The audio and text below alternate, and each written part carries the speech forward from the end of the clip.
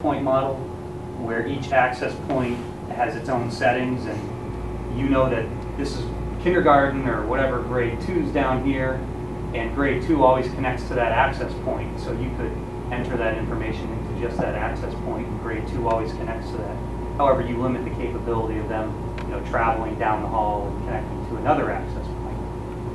We don't manage our access points individually. We set all that up on the controller, and there's probably ways to do it at the controller level. It's not how we have it set up, but it would. You certainly could. That would be something. And that would only be on the guest network? You'd probably only want to do that on the guest network if it was the BYOD traffic that was the concern. So I guess, for further clarification, because you've explained technically, but still I don't have a grasp if that is, are we adding hundreds of man hours? Is this, because the first thing is, I need to look at is if I'm asking for something or if I'm supporting a policy, I want to know really what's the impact, manpower and money. I would say this: it's a more intrusive way of managing your network in the educational environment. Well, yeah, but I'm trying to stay away from policy at this point, Matt. I'm trying to just say, technically, if the policy was changed to that we wanted that, how much would it cost us, or man hours, or what are we talking about? Because I don't want to. I'd have to do a little research for you to get information. But you also said that it could be done electronically. Yeah. I mean, when you're talking about people with MAC addresses, right? If I remember what a MAC address looks like, I'm going to be willing to bet that 2/3 of them will get recorded wrong. Well, right, you want it done electronically. You've got A4:1B:C3:25:, and that's just a MAC address.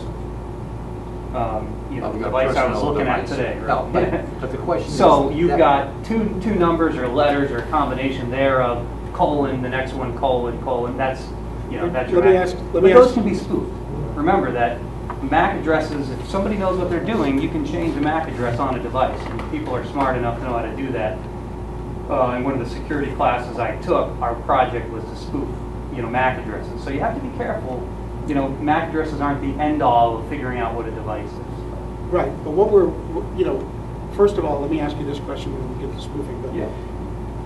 Is it possible to take a computer and put like a wireless receiver there and put the device near it and it says, okay, this is MAC address, whatever.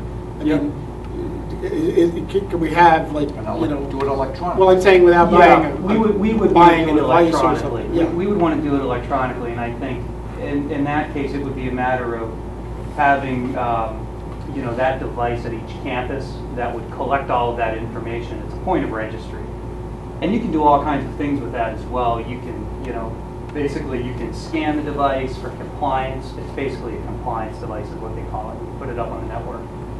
Well, let me just ask you this. If you had a computer with a wireless, just a local wireless router hooked up to it, I'm using my terms, and you turned the device on, and you looked at that router, is it going to say, hey, MAC address XYZ is trying to come on?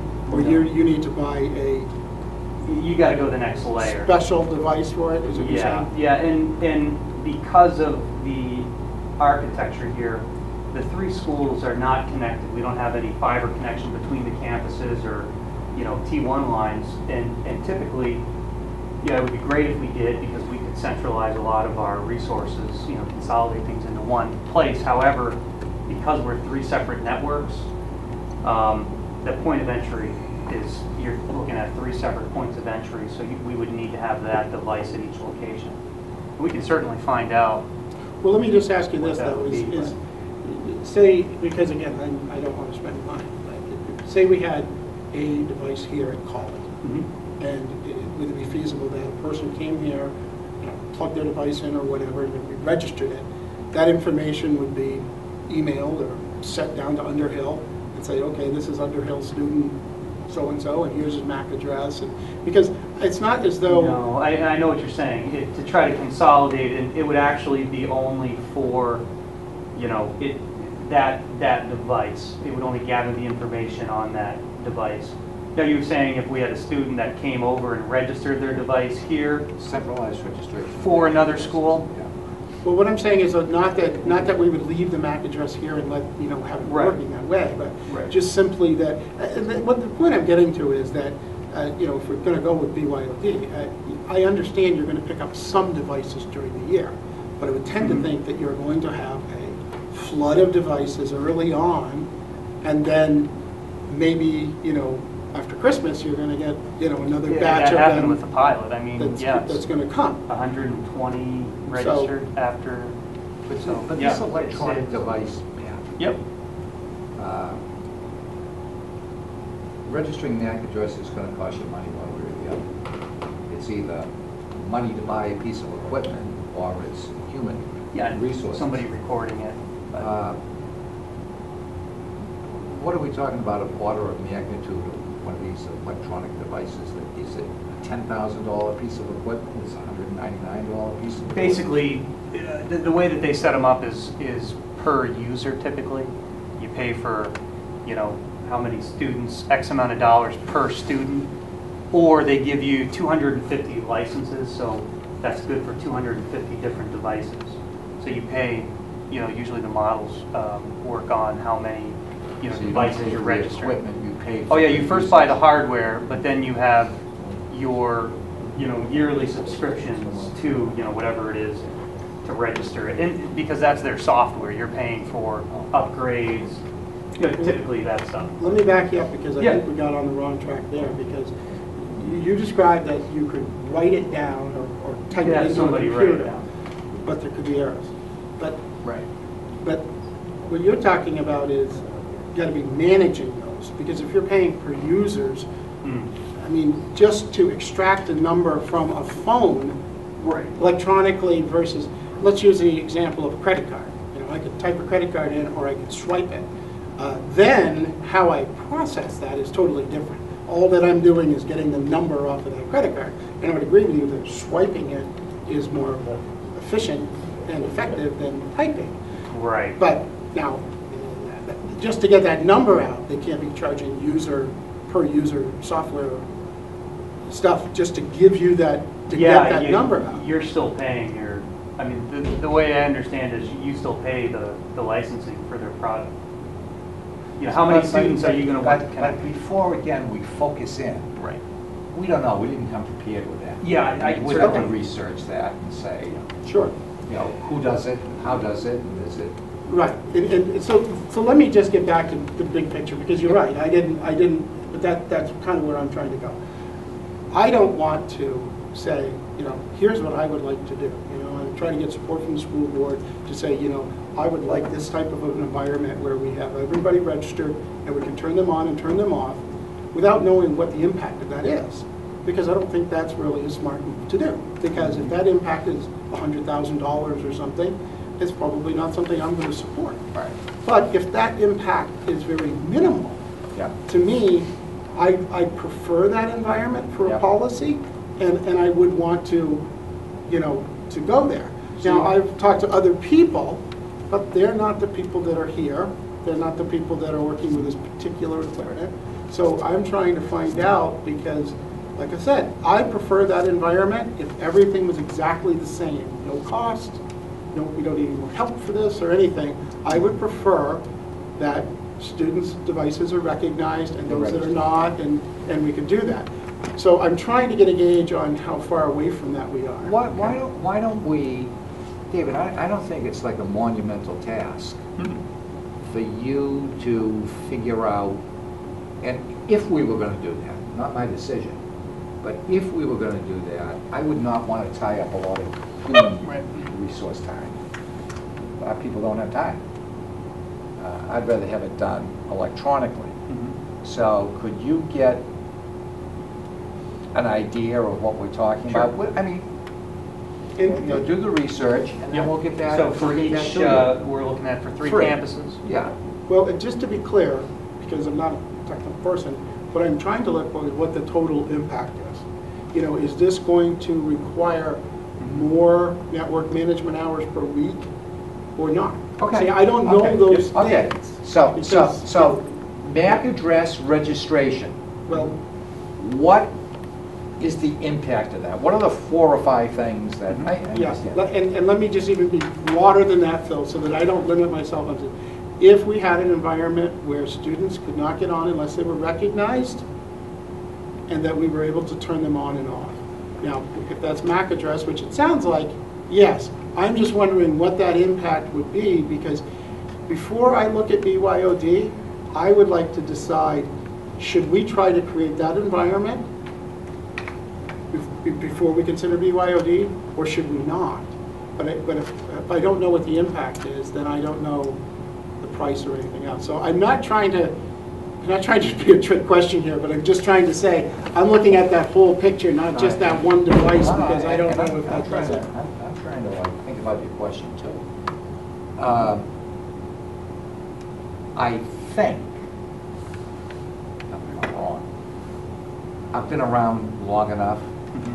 I mean, that is old technology. I mean, that is an old way of doing things. Doesn't mean that it can't be done, Right. but it is old. And if I remember correctly, I would get a new laptop. And I would go, okay, I'm gonna send out some oh, darn. Yeah. I can't connect to the network. And then I would have to call the network The network administrator. admin would have to put your MAC address in the, And it'd say, hit F1 and this and that, and I'd go, okay, just give me your MAC address. And I'd go, I don't know what my MAC address is. It's the third, oh, okay, it's, and then I would read the $.1 colon, and somebody would be physically doing something, and then say, okay, try now, and I would be in.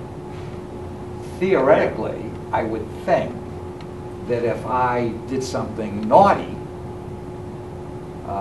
on my laptop, then the network administrator could then remove my MAC address, and the next time I tried to get on, I wouldn't You get just on. delete it right out. That's really what you're saying. What would it take to be Yes. able to have that functionality? And the fact that it's old or new doesn't really concern me. I'll tell you, one of the things that concerned me was in talking to parents, and I think if we go ahead, and particularly if we go ahead with BYOD, we need to be very open that we do not know. Because I've talked to a number of parents that are telling me, no, because they say they agree. The school knows who they are. They can, you know, they know what they're doing. And we don't.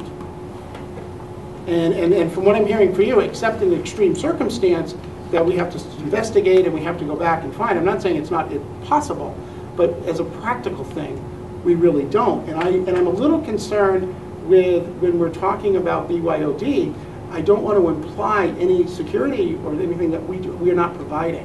Because if parents are deciding about BYOD, I think they should decide it based on the facts, not an impression. And I'm not saying that we are giving a false impression, right. but I think it is out there. And there's two levels there. Right. Is BYOD there or not there? And that's a policy decision. It will be or it won't be. You know, I'm not going to slit my throat if it isn't.